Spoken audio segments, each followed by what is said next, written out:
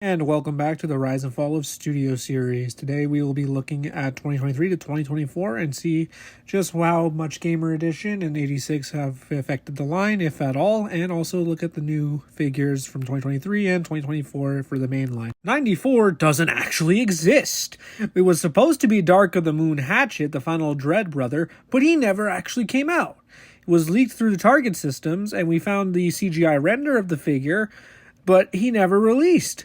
Hopefully he gets released someday, but as for this year, no, he did not come out. But hey, they started it with Bayverse, so, maybe this is a good sign. 95 is another Nest figure. Oh, man, it's Bone Crusher, at least, who is a less more rare mold than the, Jeep Bumblebee was when he released, but still, this figure doesn't make any sense. Nest didn't exist till Revenge of the Fallen. Bone Crusher died in 2007, so it makes no sense. As for the figure on itself, it basically looks less interesting because now he's all gray. Just like how a lot of G1ers and fans of hating on the movies often say that all the robots are gray, this kind of just proves them right. 96 is, oh my god, another one of these! It's Rest Ratchet. It's the exact same thing with the Dark of the Moon Ratchet, but now in boring gray.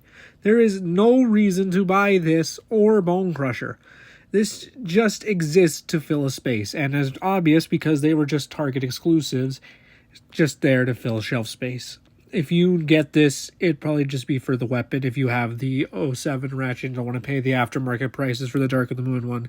Like I said, either way, I don't recommend either of them.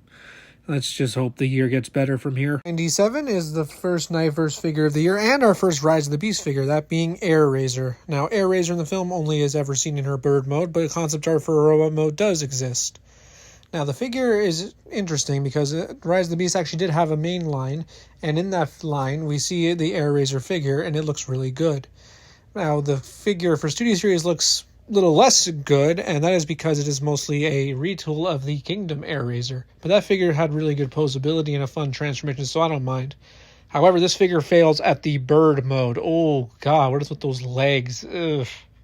Just no. But still, it's a decent robot mode and has still really good articulation for the line, so it's hard to say because in the film she doesn't transform, so I'm not sure if this is a recommend or not, but if you get it, it is a pretty good robot mode and fun transformation, just, that bird mode. 98 is another Maximal from Rise of the Beast. This time it is Cheetor. Now, Cheetor spends most of the film in his cheetah mode, but the figure is based on the robot mode render that I showed, and it looks pretty good. One thing I do like about it is that the design is not directly based on the Beast Wars design. While stuff like the thighs and the head shape are similar, the chest, for example, looks closer to the Beast Machine's iteration of Cheetor, which I appreciate because I always like when the designs look more varied. As for the figure itself, the figure has a good, decent transformation, though it is mostly just putting the figure on all fours and putting out a new head. But the main thing that I like about this figure is the articulation. The figure can really pull off a good pose or two, and yeah, I'd say he's a pretty good Voyager and probably the best of the Rise of the Beast Maximals so far. 99 is another Rise of the Beast figure, and it's our first Terracon in the line, that being Battletrap, one of Scourge's minions. The figure looks very accurate to the CGI model, though the colors are a bit off, and he seems to be missing all the blue paint. Thankfully, the truck mode looks pretty good, though transforming it is not very fun, as a lot of things get in the way of each other. So overall, he looks good, though one thing to note is that the chain is not included, so his mace is stuck on his hand. But beyond that, I still think it's a pretty decent looking figure because he does have a nice look to him, but still, that transformation is very bad from what I hear. Finally made it, number 100. And it can only be another Bumblebee, this time Rise of the Beast Bumblebee. Now, I bet you're wondering why they chose this Bumblebee. Well, that was because 01 was 2007 Bumblebee in his 1970s Camaro, which is how we first saw the character, while the Rise of the Beast version is our most recent look at the character. Now, the figure looks really good in robot mode, and in vehicle mode it also looks really good, and surprisingly, the transformation is simple and very fun. And yeah, this figure looks really good and poses very well, and is a great way to celebrate 100 Studio Series releases. 101 is the main villain of Rise of the Beast, that being the Terracon leader himself, Scourge, except the figure is based on the concept art and not the final film design. As the figure goes, it does look very, very cool, and the transformation, while being a bit complex, does result in a very nice truck mode. For a leader class, he's pretty tall and pretty posable, being able to pull off some really nice shots. However, if you want something that's film accurate, you're going to need to buy the upgrade kit. But I still recommend him because he is still a pretty fun figure. Though do get the upgrade kit if you want something to be more film accurate. But honestly, I'm fine with him as he is. 102 is another Rise of the Beast figure. I know, I'm shocked. It is Optimus Prime this time. The figure looks really good in robot mode, though some parts are shared with 38 Optimus, but it does clean up the kibble a bit in the robot mode especially. Transformation's pretty fun, but the vehicle mode, while it looks good at the front, has a really big problem in the back that makes it look a lot worse than 38, and especially the mainline Optimus that was available at the exact same time. But overall, it's a tough recommend because the vehicle mode is really bad, but the robot mode is really good and has really good posability, and I'm conflicted. 103 is another Rise of the Beast figure. I know, I'm shocked. It is Rhinox, our third Maximal in the line. The promo renders of this figure show a lot of brown on him, but the final figure has mostly a gray and silver color scheme, which is more movie accurate. Transformation is kind of meh. A lot of just putting things in spots and doesn't really feel great. But overall, the figure has a decent posability in robot mode, especially in the lower waist. But I don't know, man. The mainline version looks a lot less accurate, but at the same time, it is a better figure. So it's up to you what you prefer, if you want accuracy or a more fun toy. 4 is more Rise of the Beast. Why am I not surprised at this point? Anyway, it's Nightbird. The figure is mostly a remote of her mainline deluxe, but this time is actually painted accurately, though she did lose a sword in the process. Also, she now has her jetpack, but it's tiny, which is not movie accurate. Beyond that, the transformation isn't bad, but it's nothing special either, and apparently the kibble on her back doesn't like to stay in securely in the robot mode. Overall, I'd say this is a very middling figure overall. I can't say it did anything too well, but it is better than the mainline version, which is better than a lot of the Rise of the Beast offerings. 105, it was the breakout character for Rise of the Beast, that being Mirage. Though the figure is actually based on this piece of concept art instead. As you can see, the figure looks very, very bulky and has a wrong-colored head. Now, granted, the final release does fix the head color, but that doesn't fix the other issues, namely the clear plastic arms and backpack that make me scared to handle this figure. Also makes his transformation a pain, as apparently Porsche had very strict guidelines on how they wanted their car to look, and that affected the robot mode in significant ways, namely having the logo be one piece, which limits articulation. Overall, he's a great character in the film, and he deserves a much better figure. I would only recommend him if you are such a big fan of how he was in the movie. Otherwise, there's a good chance that yours is not going to last, because mine has a ton of stress marks, and I've only transformed him a few times. 106 is the final figure of the year, and it's another leader class, and of course, Rise of the Beast. It's Optimus Primal, though. Figure looks very good in robot mode, though he does come with a chain and an axe. Now, thankfully, the chain is removable and can be given to Battle Trap, while the axe can be given to the Optimus. The transformation of the figure is pretty complex, but not frustrating, and results in a pretty good gorilla mode, though the back is a bit, yeah. Now, in gorilla mode, he can also hold the transwarp key from the film, which is a nice accessory to also include. Now, the figure is a bit small for a leader. As you saw in that photo, he was about the same height as Optimus and Battle Trap, but the figure does have very good posability to make up for it, and the engineering was very cool. So yeah, I'd say this is the best Rise of the Beast figure Studio Series released. So yeah, if you couldn't tell, most of this year was just Studio Series Rise of the Beast figures. Now granted, we also did have 86 and Gamer Edition, so let's quickly look at those and see what they did. 86 only had about 7 releases this year, but one of them was this Ultra Magnus here, who is a new size class called Commander, the size above Leader class, meaning the figure is even bigger and more expensive. Now, why was this introduced in a subline and not the main line? I don't know. Grindor from last time would have been a very good choice for a Commander class figure, but no, we have to go with a G1 character, even though this is a subline to the main line. Now, we also got this Dying Ironhide and Prowl 2-pack for Targets, and that's cool that it exists, but I question why their exclusives are much cooler, while the Bayverse side gets Nest repaints that literally no one wants. I would rather take a Dying Bone Crusher with, his arm bruised and, a sword in his face, or a Ratchet with his spark extinguished with a hole in his chest than the Nest repaints that we did get. As for the brand new Gamer Edition, we got 5 figures, one of which is a repaint. And the first time they used that Bumblebee is not as good in the first place, so I don't know why they repainted it. Figured out a really bad transformation. But that's not the only problem with the line. We also have bad articulation, as in Megatron's knee can only bend like 10 degrees, and Barricade is just both at once. Bad transformation and bad posability. The only saving grace so far for Gamer Edition was this Optimus Prime, who was actually a very solid figure. But still, 1 out of 5 is not good odds. As for Core Class, RC from Rise of the Beast is a pretty decent figure, though she's a bit small, I think, for how big she was in the movie. Freezer is a pretty decently articulated figure, but a bad transformation. Same with Novocaine, which is his repaint. The Noah figure is very pointless to have, as he doesn't transform in the movie, so making him a transformer is dumb, and his transformation is non-existent. You basically just lie him down. Thankfully, his backpack's removable, so it's a decent little figure. And the only other Core Class figure was a Dark of the Moon Bumblebee, who was just a repaint of the Laserbeak from last year. Except now it makes no sense, because Bumblebee's not this small in the film, so it's pointless to own. And that's our only new Bayverse figure this year. The rest are the Nest figures, or there was this 15th anniversary pack you could buy, along with some other reissues, but that's it. Nothing new. So yeah, this was definitely the worst year for Studio Series for me.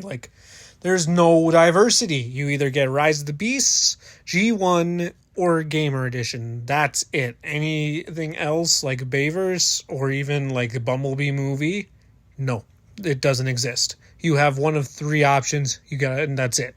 That's what I mean when I say from diverse to no Bayverse, because there was nothing this year, just repaints. But next year's the 40th anniversary of the whole brand, so I'm sure they'll course correct and give us something different. 107 is another Rise of the Beast figure? Oh, come on, it's Scorponok, those scorpion things from that one action scene, but they never transformed, but concept art does exist. Figure looks very accurate to said concept art and does actually have a nice cool look to him and features decent posability. Transformation, though, is where the figure really shines, as it's a lot of fun to flip back and forth. And the Scorpion mode looks very cool, and I like that the head for the robot ends up as the head for the Scorpion. That's pretty unique among the Beast formers. So yeah, overall, Scorponok is surprisingly a decent way to start the year, but my god, do I need some variety. We've had Rise of the Beast figures for 11 in a row now. 108 is yet another Rise of the Beast figure, making 12 in a row. This is Wheeljack. Now, the figure does look very accurate, though his gun is not accurate, as he never had one in the film. He just transformed into arm cannons.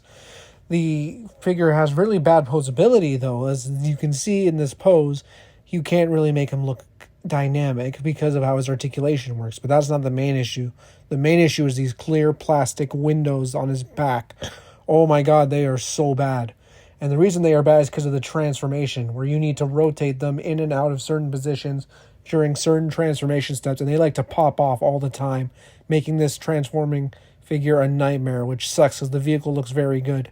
So yeah, overall, I would say skip him. If you need a Rise of the Beast Wheeljack, get the mainline version. Sure, it doesn't have the door wings and looks a little less accurate, but it also poses better, transforms better, and doesn't seem like it's at risk of snapping at the wings. 109 is thankfully not a Rise of the Beast figure, but it is still a Nightverse figure. But it's also the first concept art figure in the line, and it's Bumblebee movie Megatron, which is an excellent pick to start. The figure looks very good and accurate to said concept art, though he is a bit shiny, but that's fine, as he makes up for it in posability, having really good joints, including fingers. The transformations, though, I said transformations, keep that in mind, is not great, as his tank mode, while looking okay, is not easy to get to, and same thing with the jet mode. They don't really do much, and they don't feel great to transform, but still, if you want like a good action figure, then it's probably the best Megatron action figure you can get. But again, it's also not based on anything in particular. It's based on a piece of artwork that was canceled of a Megatron that looks exactly like the G1 design. And that's all. 110 is another Nightverse figure, thankfully from the Bumblebee movie still. This time it is Shockwave. Now, previously he had a Core Class figure, which is pretty decent, and so this figure is mostly just an upscale of that, but doesn't feature a new hose extension and much better paint. though it also removes a bicep swivel, which is kind of stupid, but whatever. Thankfully, the transformation is almost identical with a few extra steps, which was good, because it was a good transformation, though now it's a bit simple, but thankfully the figure is pretty tall for a Voyager, and overall, I'd say Shockwave is a pretty good figure. I really got no complaints with him here. And yeah, I'd say you should get him, even if his bicep swivel isn't there. 111 is another Bumblebee movie figure and another addition to the concept art line. This time it is Sunstreaker. This character is a terrible addition to the concept art line, as no actual concept art exists of him besides the one used on the box. And instead, this design is seemingly just the G1 design, but put through a filter to look a little more realistic. But even then, the figure doesn't really even look that realistic, as he's very cartoony inspired, a lot more than the actual Bumblebee movie figures. Now, the transformation isn't fun either, as things have very little clearance due to the transformation, which is very sad because the vehicle mode does actually look kind of decent. But yeah, I'd say just don't buy this figure. The only reason you'd want this is if you're a fan of G1 designs and want to have a higher Bumblebee movie cast. And if that's the case, go ahead. But for me, I need something different than that to justify buying the figure. 112 is special, as it's our first figure from the Transformers 1 movie, that being Optimus Prime himself. Figure looks very accurate to the film design, though the gray is a little off compared to how it is in the movie. But thankfully the figure has really good articulation to make up for it, and also has above average accessories. Now the transformation is not the best and it's a little finicky, plus the fists are obviously revealed in truck mode. But beyond that, I'd say this figure is actually really solid and a great way to start figures for that film. Now, if only we can continue to get some Bayverse figures soon, as it's been a while. 113 is another Nightverse figure, and from the Bumblebee movie. This time it is Skywarp. The figure is identical to the previous Seekers, but now has a slightly bigger head. I know, exciting. Like I said, you can get any of these Seekers. They are all pretty good. I personally went with Starscream and Thrust. Maybe you'd like all of them, or just one of them. Yeah, the Seekers aren't for everyone, so just pick your favorite colors if you can only get one version of the mold. 114 continues with the new Transformers 1 film and gives us Megatron. Figure looks accurate to the design of the character from the film, which itself is accurate to G1 Megatron, minus few design changes here and there. Figure has pretty good accessory count, just like the Optimus, though those two guns are mostly meant for his tank mode. And speaking of which, the transformation is pretty fun, even though most of it is in his legs. But it does result in a very solid tank, unlike Optimus's truck. So yeah, Megatron's pretty good for a figure from the film. And yeah, but it's great, but still, that gray is not accurate to the bright silver from the film. And yeah, that's it. We're already done. I'm not joking. There was only 8 figures this entire year for the main line. Despite being the 40th anniversary, the variety was shockingly low.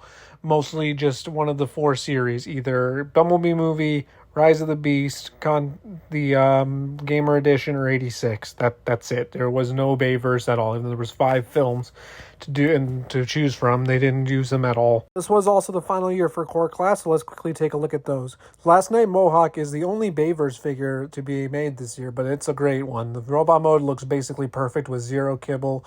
The transformation is pretty simple because he's a Core Class, but the motorcycle mode does look pretty good, even if you can't technically see his head in the middle of it, but it's not that bad for, how cheap that is. Meanwhile, concept art, Rumble, and Frenzy are not very good. Once again, no actual concept art exists for either of them. They just exist to fill out the Bumblebee movie cast and can transform into boxes to fit inside Bumblebee movie Soundwave, just like the Ravage figure before them. But what really upsets me is that Bayverse Frenzy is one of the most requested figures for Studio Series, because he's the final 2007 character missing. But instead we got something that doesn't actually exist, that just looks G1, instead of something that was actually in the movie and had a large role. And lastly, Bumblebee movie Starscream, just like Shockwave before him, is completely out of scale, but is a fun little pocket-sized figure, basically doing what the Voyager did with less steps, and pretty much worse mode all around, because you can see his hands. But for the final ever Core Class, because yes, this was the last one they ever released, which means that no 2007 Frenzy is not coming out, unless he's part of a bigger box set. So that's great. Thanks, Hasbro. But yeah, it's an alright figure to end Studio Series Core Classes with. So yeah, majority of this year was just 86 figures. And for the 40th anniversary of the brand, this is really bad.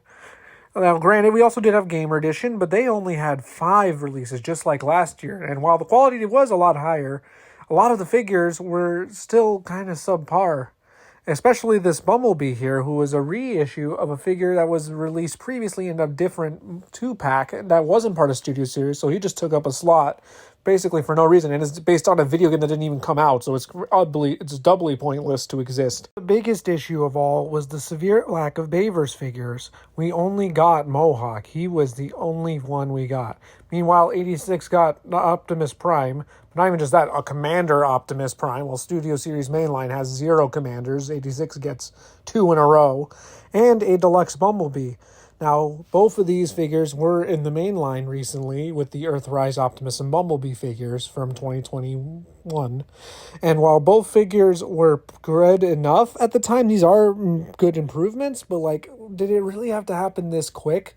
There are Studio Series figures that need to be made for characters who haven't had figures since like 2009, 2011, 2014, etc. There was just no reason for Bayverse to get shafted like this, especially since the main line was celebrating the entire brand, all the way from G1 to Cyberverse, literally 1984 to 2018. However, there are 2 exceptions, those being Beast Machines and Transformers Energon, as those series only got 1 core class figure each. Beast Machine's getting this Cheetor, while Energon got a Megatron/Galvatron figure. And the reason for that is these shows are some of the least popular in the fandom. So I wonder why Bayverse also technically is now included in this shuffle, despite being the most successful part of the brand financially. And this is the reason I say the toy line fell, because for the last 3 years since the 86 line introduced, it basically took over the line, starting with 50% of the figure releases and basically just doing that over and over again. The Bayverse is what started the line. Even back when it was early on, the figures still had tons of variety. We never had a situation like the Bumblebee movie or Rise of the Beast where they kept spamming releases back to back to back. Even when early on we had a ton of 2007 figures, we never went more than 2 at a time without spreading it out to something else. And that's the issue I have right here. This line no longer felt diverse. It felt like G1 adjacent, because that's all the designs were. Sure, there were some exceptions. Rise of the Beast Wheeljack, for example, looks different than his G1 counterpart. But look at the Optimuses. They have to follow design standards of a chest window, square, proportions, etc. And that's why I felt this line fell. And now I wonder if it can get better.